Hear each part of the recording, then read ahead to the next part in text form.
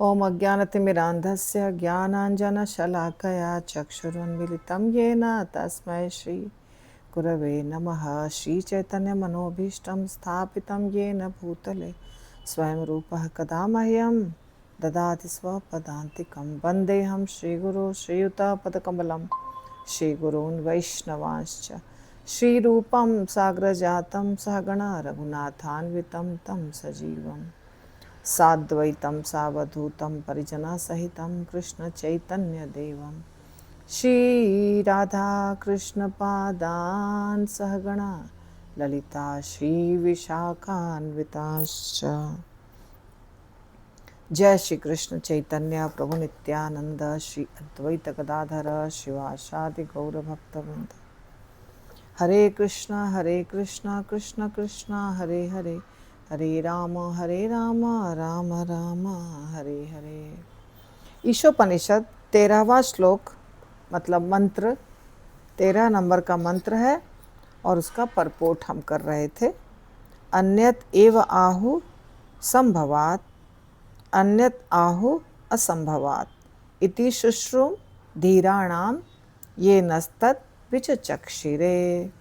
तो इसका हम कर रहे हैं तात्पर्य जो श्रील प्रभुपाद के द्वारा लिखा गया है। श्रील प्रभुपाद की जय।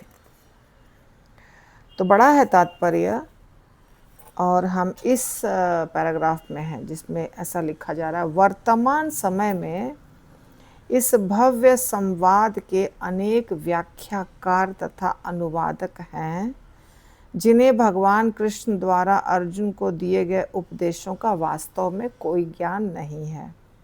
ऐसे व्याख्याकार भगवद गीता के श्लोकों की व्याख्या अपने ढंग से करते हैं और शास्त्र के नाम पर सभी प्रकार के कूड़ा करकट की परिकल्पना करते हैं। ऐसे व्याख्याकार न तो कृष्ण में विश्वास करते हैं न उनके नित्य धाम में, तो फिर वे किस तरह भगवद गीता की व्याख्या कर सकते हैं। बिल्कुल कितना अच्छी बात कह रहे हैं प्रभुपाद कि जिस व्यक्ति को भगवान कृष्ण पर विश्वास नहीं है कि वो भगवान थे या भगवान हैं, जिनको उनके धाम के बारे में कुछ पता नहीं है,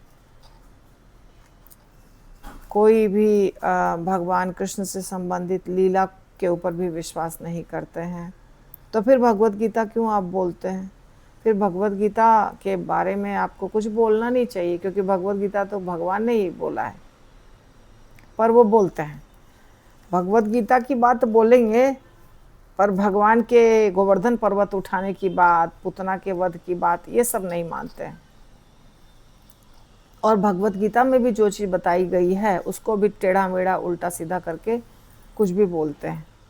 सच है, ये प्रभुपाद बता रहे हैं और ये सच है।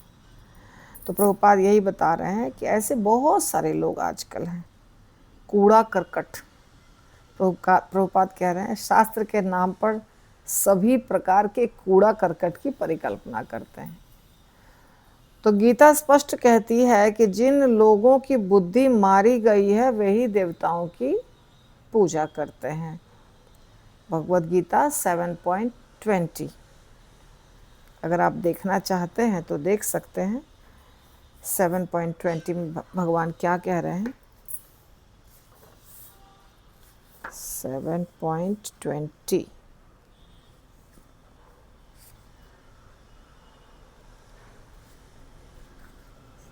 कामैस्ते स्ते ऋतज्ञाना प्रपद्यन्ते अन्य देवता तम तम नियमम आस्थाय प्रकृत्या नियता स्वया।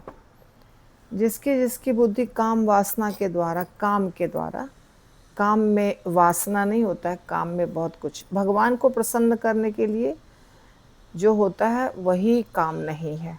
भगवान को प्रसन्न करने के सिवाय जितनी चीज़ें होती है वो सबको काम कहा जाता है। तो काम ऐसे ऐसे ऋतज्ञान, जिनकी बुद्धि काम के द्वारा हरण कर ली गई है, वैसे लोग देवताओं की पूजा करते हैं। ऐसा ये श्लोक बता रहा है 7.20। यानी कि देवताओं की पूजा करने वाले वो लोग होते हैं जिनके अंदर बहुत सारी कामनाएं होती हैं, इच्छाएं होती हैं। तो प्रभुपाद कहते हैं ऋतज्ञाना, यानी बुद्धि मारी गई है, उनका ज्ञान जो है ना अपरित ऋतज्ञाना। इसलिए प्रभुपाद क्या कहते हैं, बुद्धि मारी गई है, वो देवताओं की पूजा करते हैं। और भगवान 18.66 18वें अध्याय के 66वें नंबर श्लोक में भगवान कहते हैं कि मनुष्य अपनी पूजा के सारे विधानों को त्याग दे और मात्र कृष्ण की शरण ले। सर्वधर्मान परित्यज्य माम एकम शरणम व्रज, ऐसा भगवान 18वें अध्याय के 66वें नंबर श्लोक में कहते हैं। जो लोग सारे पाप कर्मों से शुद्ध हो चुके हैं, केवल वे ही भगवान में अटूट श्रद्धा रखते हैं। ये भी श्लोक है, भगवत गीता का ही श्लोक है, जिसमें कहते हैं भगवान कि जो सारे पाप कर्मों से शुद्ध हो चुके होते हैं, उनका ही विश्वास रहता है अच्छे से मेरे। ये शाम तो अंतगतम पापम जनानाम पुण्य कर्मणाम, यहाँ नहीं बता रहे हैं पर मुझे याद आ गई। ते द्वंद्व मोह निर्मुक्ता भजन्ते माम दृढ़व्रता, ये शाम तो अंतगतम पापम, सारा पाप समाप्त हो गया। यानी कि हम पाप तो कर रहे थे, पाप बहुत बहुत जन्मों से कर रहे थे, परंतु समझ में आ गया, हमने नया पाप करना बंद कर दिया। पुराने जितने भी पाप किए थे उसका फल भुगत चुके हैं, भक्ति कर रहे हैं, और भक्ति के साथ साथ कुछ जन्मों तक हमने पुण्य कार्य भी किए, तो बैलेंस हो चुका है। पाप अभी हमारे ऊपर पाप का कोई असर नहीं है। तो वैसा व्यक्ति अच्छे से शुद्ध तरीके से भक्ति कर सकता है।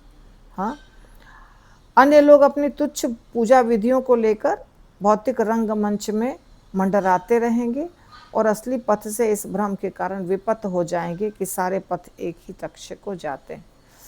तो जिनके पाप कर्म नष्ट हो चुके हैं, पाप कर्म का असर नहीं बचा है, वैसे लोग, जैसे हमने पाप कई जन्मों में किया परंतु हमने पुण्य भी किया, हमने भक्ति भी की, भगवान का नाम भी जपा, गंगा में स्नान किया और भी पवित्र नदियों में स्नान किया, कुछ ब्राह्मणों को दान दिया, कुछ मंदिर को दान दिया, ऐसे बहुत सारे अच्छे अच्छे कर्म करते गए। कभी भगवान का नाम लिया, कभी पूजा करवाया, कुछ अलग अलग तरीके से। अब क्या हो गया, ये सब करते करते पाप का असर बहुत कम बचा। जैसे जैसे हम अच्छा कार्य करेंगे पाप का असर कम होता जाएगा। पाप का, जैसे गंदा पानी है, मान लीजिए 1 बकेट गंदा पानी है, 1 बकेट, हाँ, अब आप उसको टैप के नीचे बकेट को रख दिए और टैप से अच्छा पानी चल रहा है, टैप वाटर अच्छा पानी भर रहा है। पहले से क्या था, बाल्टी में गंदा पानी, ऊपर से अच्छा पानी डालना शुरू करते हैं, तो क्या होगा, थोड़ी देर के बाद बाल्टी का पानी साफ दिखने लगेगा, क्योंकि गंदा पानी बह के जा रहा है और अच्छा पानी भरा रहा है। कुछ देर तक आपको मिक्स दिखेगा, पूरा साफ नहीं दिखेगा, क्योंकि गंदा भी है और साफ भी जा रहा है, मिक्स हो रहा है।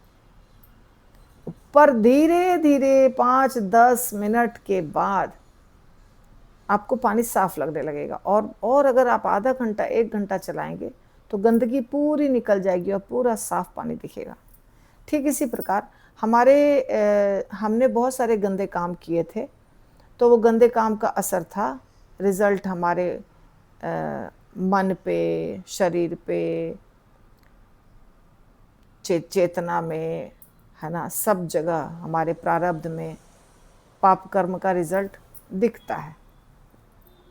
भक्ति रसामृत सिंधु में बताया गया, जिसका जन्म शूद्र जाति में होता है, जिसका शरीर टेढ़ा मेढ़ा कुरूप होता है, बहुत ही सुंदर नहीं होता है शरीर, जिसके शरीर में बहुत सारी बीमारियां होती हैं, जिसके जीवन में कोर्ट केसेस बहुत सारे चल रहे होते हैं, जो बहुत सारे डॉक्टर्स के पास जाते रहते हैं, तो ये सब क्यों होता है, क्योंकि उसने बहुत पाप किया है पहले, उसका ही ये सब परिणाम उसको भुगतना पड़ रहा है।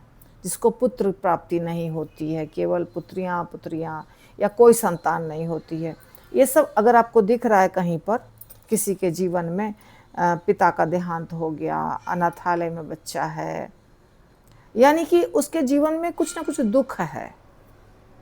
तो वो दुख क्यों है? पूर्व जन्म के कर्मों के कारण।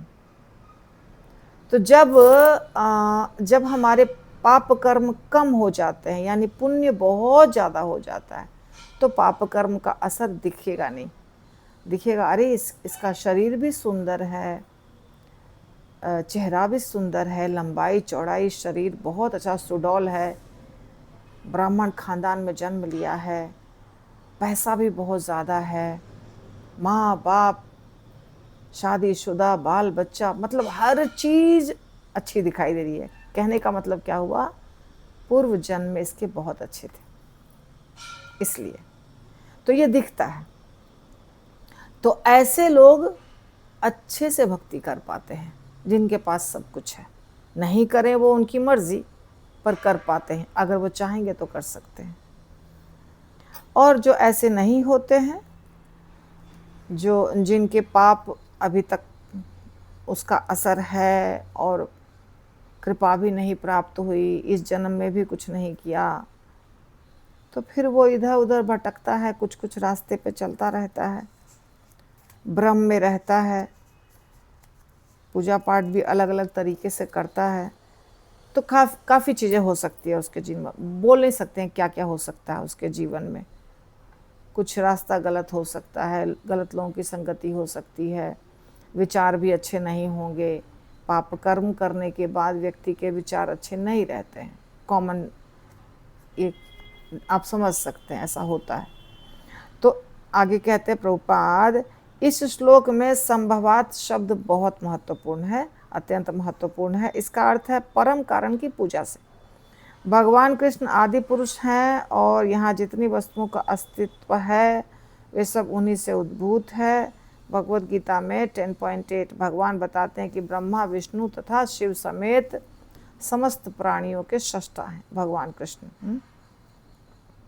चूँकि भौतिक जगत के ये तीन प्रमुख देवता भगवान द्वारा उत्पन्न किए गए हैं, अतएव भौतिक तथा आध्यात्मिक जगतों में जो कुछ भी विद्यमान है उसके सृष्टा भगवान है। अथर्ववेद में भी इसी प्रकार कहा गया है। ब्रह्मा की सृष्टि के पूर्व जो विद्यमान था तथा जिसने ब्रह्मा को वैदिक ज्ञान दिया है वह भगवान कृष्ण है। परम पुरुष ने जीवों की उत्पत्ति करनी चाहिए और नारायण ने सारे जीव उत्पन्न कर दिए। नारायण से ब्रह्मा उत्पन्न हुए, नारायण ने सारे प्रजापतियों को उत्पन्न किया, नारायण ने इंद्र को बनाया, नारायण ने 8 वसुओं को बनाया, नारायण ने रुद्र बनाए, नारायण ने 12 आदित्यों की सृष्टि की। चूँकि नारायण भगवान कृष्ण के पूर्ण अंश हैं, अतएव नारायण तथा कृष्ण एक ही हैं। आगे इसका भी वर्णन है कि ये परमेश्वर देवकी के पुत्र हैं। तो यहाँ पे देखिए अथर्ववेद की बात कही जा रही है कि ब्रह्मा के पहले जो भी था, सब ब्रह्मा जी के पहले जो था सृष्टि में जो विद्यमान था वो सब वो भगवान कृष्ण थे। और ये कोई श्लोक होगा जिसका मीनिंग यहाँ पे दिया जा रहा है, श्लोक नहीं दिया जा रहा है, केवल मीनिंग कि परम पुरुष ने जीवों की उत्पत्ति की और नारायण ने सारे जीव उत्पन्न किए, ऐसा श्लोक कहीं बता रहे हैं, किसी श्लोक में होगा। तो परम पुरुष ने जीवों की उत्पत्ति की और नारायण ने सारे जीव उत्पन्न किए, यानी परम पुरुष ने जीवों की उत्पत्ति करनी चाहिए। परम पुरुष नारायण नहीं है यहाँ पे, परम पुरुष ने जीवों की उत्पत्ति करनी चाहिए और नारायण ने जीव उत्पन्न किए। तो नारायण से यानी गर्भोदक्षाय विष्णु से ब्रह्मा जी उत्पन्न हुए। और यहाँ लिखा है प्रजापतियों को भी नारायण ने उत्पन्न किया, इंद्र को भी नारायण ने उत्पन्न किया, वसुओं को भी नारायण ने उत्पन्न किया, रुद्रों को भी नारायण ने उत्पन्न किया, 12 आदित्यों की भी सृष्टि नारायण ने की, ऐसा यहाँ बताया जा रहा है। थोड़े थोड़े पुराणों में कुछ कुछ अलग भी रहता है। चूँकि नारायण भगवान कृष्ण के पूर्ण अंश हैं, कृष्ण नारायण एक हैं। बाद में देवकी और वसुदेव के साथ कृष्ण का बाल्यकाल और नारायण के रूप में उनकी पहचान को श्रीपाद शंकराचार्य ने भी स्वीकार किया है। और पुष्टि की है कि यद्यपि शंकर न तो वैष्णव थे न ही सगुणवादी संप्रदाय के थे। शंकराचार्य जो थे ना वो निराकार निर्गुण इस प्रकार का ही उनका है, उनका सिद्धांत। और अथर्ववेद कहते हैं कि जब न ब्रह्मा थे, न शिव, न अग्नि, न जल, न तारे, न सूर्य, न चंद्रमा, तो प्रारंभ में केवल नारायण थे। अब जो अथर्ववेद पढ़े हैं उनको पता है भगवान कभी अकेले नहीं रहते, वे इच्छा अनुसार सृष्टि कर लेते हैं। मोक्ष धर्म में कहा गया, मैंने प्रजापतियों तथा रुद्रों की सृष्टि की, उन्हें मेरा पूर्ण ज्ञान नहीं है क्योंकि वे मेरी भ्रामक शक्ति द्वारा प्रच्छन्न है। वराह पुराण में कहा गया है कि नारायण परमेश्वर हैं और उन्हीं से चतुर्मुख ब्रह्मा तथा रुद्र भी प्रकट हुए जो बाद में सर्वज्ञ बन गए। तो ये अलग अलग पुराणों की बात हो रही है जिसमें बताया जा रहा है कि मतलब कहने का कि ब्रह्मा जी, शिव जी और भगवान नारायण और जितने देवता हैं, अग्नि, सूर्य, चंद्र, सब भगवान कृष्ण के द्वारा उत्पन्न हुआ है। सब कुछ उन्होंने उत्पत्ति की है, वो उत्पत्ति के शुरुआत में है। बस इतनी बात कही जा रही है अलग अलग तरीके से। इस प्रकार सारा वैदिक साहित्य पुष्टि करता है कि नारायण या कृष्ण ही समस्त कारणों के कारण हैं। ब्रह्म संहिता में भी कहा जा रहा है कि भगवान गोविंद हैं जो समस्त कारणों के कारण हैं। असली विद्वान पुरुष इसे महर्षियों तथा वेदों में दिए गए प्रमाण से जानता है। इस तरह विद्वान मनुष्य कृष्ण को सर्वे सर्वा मानकर पूजा करता है। तो देखिए, ये अगर हम रिसर्च करने जाएंगे अपना दिमाग लगा के तो बहुत मुश्किल है जानना। हम रिसर्च नहीं कर सकते हैं तो क्या कर सकते हैं, अपना दिल जो मानता है उसको मान लेना है। हमें जो सही लग रहा है, अगर हमारा दिल कह रहा है कि भगवान कृष्ण परम भगवान हैं, तो जो आचार्य ये बात मानते हैं उनके द्वारा बताए गए विधियों का पालन हम करेंगे, उनको हम गुरु बनाएंगे। जिनका दिल कहता है कि नहीं नहीं कुछ नहीं, सब निर्गुण निराकार है, फिर वो निर्गुण निराकार वाले को मानेंगे। तो रिसर्च तो हम नहीं कर सकते हैं, हम तो सिर्फ फॉलो कर सकते हैं। फॉलो किसे करना चाहिए, हमारा दिल क्या गवाही देता है। क्योंकि शास्त्र जो है ना, हर तरह की बात शास्त्र में लिखी गई है, हर तरह की बात, निर्गुण की बात, सगुण की बात, कौन बड़े हैं कौन छोटे हैं, किन से कौन उत्पन्न हुआ, ये बहुत पेचीदा चीज़ है, इसको समझना बहुत कठिन है। हम लोग गौड़ीय वैष्णव हैं, यानी गौड़ीय वैष्णव के संप्रदाय में हैं, तो हम लोग श्रील प्रभुपाद को मानते हैं, चैतन्य महाप्रभु को मानते हैं और रूप गोस्वामी सनातन गोस्वामी को मानते हैं। उनके द्वारा जो भी ग्रंथ लिखे गए हैं उसको मानते हैं और हमें लगता है वो सब सही है। यदि किसी को नहीं लगता है तो फिर वो अपना कोई दूसरा रास्ता स्वीकार कर सकता है। क्योंकि ग्रंथों को तो सब पढ़ते हैं। शंकराचार्य जी बहुत ग्रंथों को पढ़ते हैं, उनको सारे वेद पता है, पर वो कृष्ण को परम नहीं मानते हैं, उनका सिद्धांत अलग है। तो ये हम कुछ नहीं कह सकते हैं, ये बड़े बड़े आचार्यगण जानेंगे, हम तो फॉलोअर हैं। तो इस प्रकार ईशोपनिषद का और चलेगा प्रपोट 4-5 क्लास में, तब जा कर के यह अध्याय समाप्त होगा। ठीक है। हरे कृष्णा। श्रील प्रभुपाद की जय।